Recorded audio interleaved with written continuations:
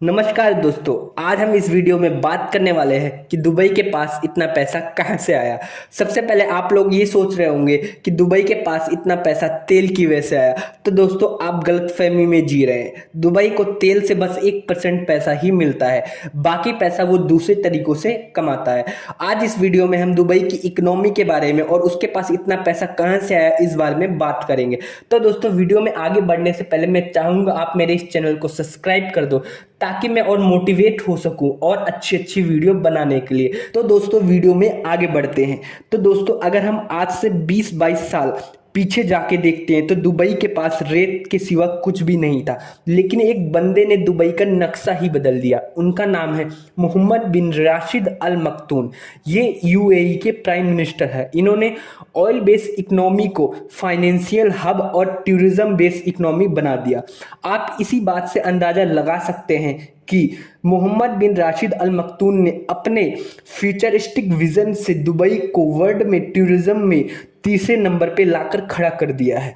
UAE के PM को कुछ भी एवरेज पसंद नहीं है। उनका मानना है कि या तो वो दी ओनली वन होंगे या फिर वो नंबर वन होंगे। अब आप ये सोच रहे होंगे कि मैं ये बात क्यों बोल रहा हूँ कि इनको कोई भी चीज़ एवरेज नहीं पसंद। तो दोस्तों आप इसी बात से अंदाजा लगाइए कि इन्होंने एक मॉल बनवाया। कोई और गवर्नमेंट होती तो कोई एवरेज सा मॉल बनवा देती, पर इनको एवरेज कोई चीज़ पसंद नहीं है। तो इन्होंने दुनिया का सबसे बड़ा मॉल बनवाया जिसका नाम है दी दुबई मॉल। फिर इन्होंने इसके आगे ये यहीं पे नहीं रुके, इन्होंने दुनिया का सबसे बड़ा टावर बनवाया जिसका नाम आप सभी लोग जानते होंगे, जिसका नाम है बुर्ज खलीफा। फिर इन्होंने एक मैन मेड आइलैंड बनवाया जिसका नाम रखा गया प्लाम जुमेरा। पहले इन्होंने सोचा कि इस आइलैंड को एक नॉर्मल आइलैंड जैसे गोल आइलैंड होता है वैसे बनाया जाए, पर फिर इनके मन में आया कि ऐसे में वहां पे बहुत कम घर और बहुत कम बिल्डिंगें बन पाएंगी उस आइलैंड पे। फिर इन्होंने उस आइलैंड को कुछ इस तरह बनवाया जिसपे ज़्यादा से ज़्यादा वहाँ पे बिल्डिंगें बन सके और उन बिल्डिंगों को रेंट पे दे के ये ज़्यादा से ज़्यादा पैसे कमा सके। तो दोस्तों आपको मैं एक वीडियो क्लिप या फोटो लगा दूंगा जिससे आपको पता चल जाएगा कि ये आइलैंड किस तरह तरीके से या किस तरह दिखता है, जिससे आपको अंदाज़ा लग जाएगा इनके दिमाग के बारे में, इनके फ्यूचरिस्टिक विजन के बारे में कि ये कितनी दूर की सोचते हैं। इसके बाद इन्होंने अंडर वाटर ब्रिज बनवाया, अंडर वाटर टेनिस कोर्ट बनवाया और ये यहाँ पे भी नहीं रुके, और भी बहुत सारे काम हैं जो इन्होंने किए हैं। जैसे कि इन्होंने 7 स्टार होटल, दुनिया का सबसे पहला 7 स्टार होटल इन्होंने बनवाया जिसका नाम बुर्ज अल अरब रखा गया है। और इन्होंने इस होटल में क्या है कि कोई नॉर्मल लोग जा ही नहीं सकते, मतलब कि यहाँ पे सिर्फ अमीर लोग जाते हैं और वो भी सबसे पहले उनको बुकिंग करवानी पड़ती है, फिर वहाँ पे वो जा सकते हैं। तो दोस्तों ये तो कुछ ही चीज़ें हैं जो आपको मैं बता रहा हूँ, और भी बहुत सारी चीज़ें हैं जिनके बारे में आप लोगों को पता नहीं है, और इस वीडियो में आगे चल के मैं और भी चीज़ें बताने वाला हूँ। तो दोस्तों जो दुबई का कानून है वो बहुत ही ज़्यादा सख्त है। आप इसी बात से अंदाज़ा लगा सकते हैं कि वहाँ पे गाड़ी गंदी होने पे आपके ऊपर फाइन लग जाता है। मतलब कि अगर आपकी गाड़ी गंदी है तो आपके अकाउंट से 200 दिरहम अपने आप ही फाइन कट जाएगा। तो दोस्तों दुबई इन कुछ तरीकों से पैसे कमाता है, मतलब वो बिल्डिंगें बनाता है, नए नए होटल बनाता है, आइलैंड बनाता है और उनको किराए पे देता है और उनसे पैसे कमाता है। तो दोस्तों दुनिया सबसे ज़्यादा हैरान तब हुई जब इन्होंने रेगिस्तान में फूल उगाए, मतलब कि इन्होंने वर्ल्ड का सबसे पहला और सबसे बड़ा फूलों का बगीचा बनाया जिसका नाम इन्होंने दुबई मिरेकल गार्डन रखा। मतलब कि ये गार्डन बहुत ही ज़्यादा बड़ा है और यहाँ पे हर तरीके के फूल पाए जाते हैं और यहाँ का माहौल बहुत ही अच्छा है, मतलब दिखने में बहुत ही सुंदर। ये वर्ल्ड का सबसे बड़ा फूलों का बगीचा है। तो दोस्तों फिर इन्होंने दुनिया का सबसे बड़ा गोल्ड मार्केट दी गोल्ड सूक बनाया।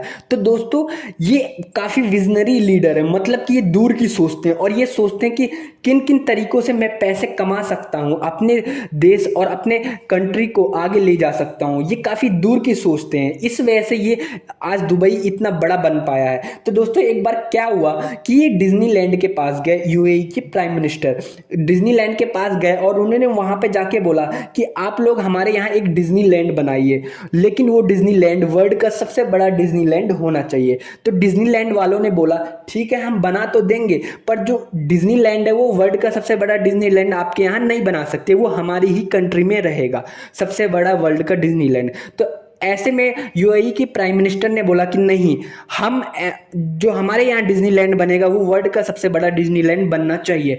लेकिन डिज्नीलैंड वालों ने मना कर दिया। फिर क्या हुआ, यूएई के प्राइम मिनिस्टर वापस दुबई आ गए और उन्होंने सोचा क्यों ना मैं खुद ही अब डिज्नीलैंड जैसा ही एक दूसरा लैंड बनाऊं जो वर्ल्ड का सबसे बड़ा लैंड हो। तो उन्होंने क्या किया, एक वर्ल्ड का सबसे बड़ा लैंड द दुबई लैंड बनाया जो कि डिज्नीलैंड से 2.5 गुना ज़्यादा बड़ा है और यहाँ पे हर रोज 2.5 लाख से ज़्यादा लोग आते हैं। तो दोस्तों इन्हीं सब चीज़ों की वजह से दुबई इतना आगे बढ़ रहा है, इतना तरक्की कर रहा है। तो दोस्तों जो दुबई के पीएम है उन्होंने ये वादा किया है जनता से और लोगों से बोला है कि 2030 तक वो दुबई में जितनी भी बिल्डिंगें बनेंगी वो 3D प्रिंटिंग से बनेंगी। मतलब कि वहाँ पे 3D प्रिंटिंग के थ्रू वहाँ की बिल्डिंगों की डिज़ाइनिंग होगी और 3D प्रिंटिंग के थ्रू ही वो बिल्डिंगें सारी खड़ी की जाएंगी, बनाई जाएंगी।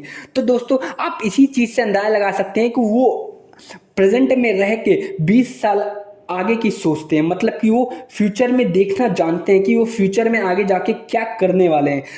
इन्हीं सब चीज़ों की वजह से कोई भी कंट्री विकसित कर सकती है। मतलब कि अगर किसी भी देश का प्राइम मिनिस्टर इतना विजनरी होगा, इतना फ्यूचरिस्टिक होगा, तो ही वो कंट्री तरक्की कर सकती है।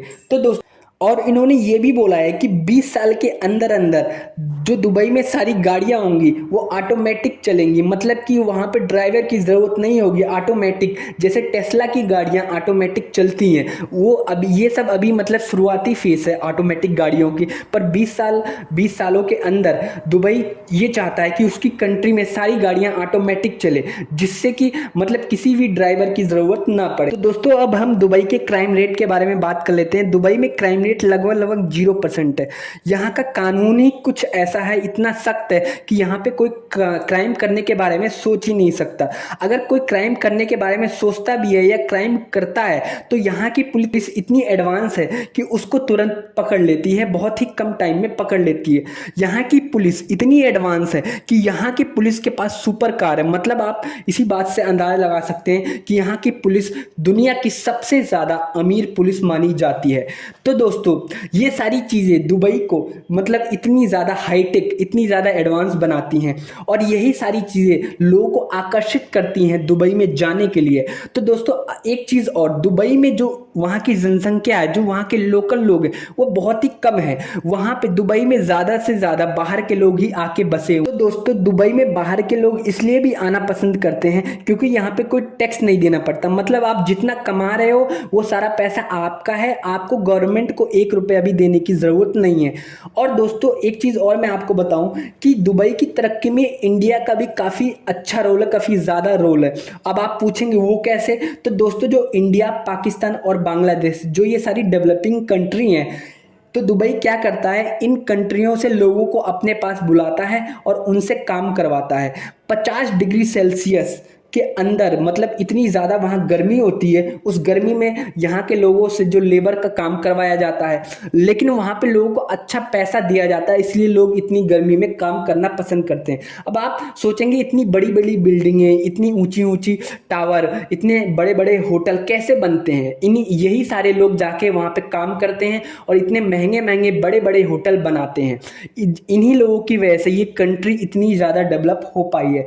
तो दोस्तों अब आपके मन में ये क्वेश्चन आ रहा होगा कि जब दुबई में टैक्स सिस्टम नहीं है तो दुबई पैसे कैसे कमाता है? तो दोस्तों आपको मैं एक बात बता दूं, जो दुबई में इतनी बड़ी बड़ी बिल्डिंगें हैं, इतने बड़े बड़े टावर हैं, इतने बड़े बड़े होटल हैं और जो इतने बड़े बड़े आइलैंड हैं, इन सारी जगहों को दुबई क्या करता है, किराए पे देता है। मतलब कि बहुत ज़्यादा रेंट लेता है जो अमीर लोग हैं उनसे, और इन सब तरीकों से वो पैसे कमाता है। मतलब कि उसने क्या किया है कि लोगों को अपनी तरफ आकर्षित कर लिया है कि देखो आप हमारे यहाँ आके बिजनेस करो, हम आपसे कोई पैसा नहीं लेंगे, जिससे दुनिया के सारे अमीर लोग वहाँ पे आते हैं और फिर क्या करते हैं, वो महंगे महंगे होटलों में रहते हैं, फिर वहाँ पे अच्छे अच्छे जगहों पे अपने घर खरीदते हैं, जिससे कि दुबई पैसे कमाता है। तो दोस्तों ये सारी चीज़ें करने के किसी भी देश के लीडर को फ्यूचरिस्टिक विजन वाला होना चाहिए, जिससे वो देश तरक्की कर सकता है। तो दोस्तों ये सारी चीज़ें हैं जिसकी वजह से दुबई ने तरक्की करी है। तो दोस्तों ये वीडियो कैसी लगी आपको नीचे कमेंट करके बताइए। मुझे पता है इस वीडियो में काफ़ी कमी है,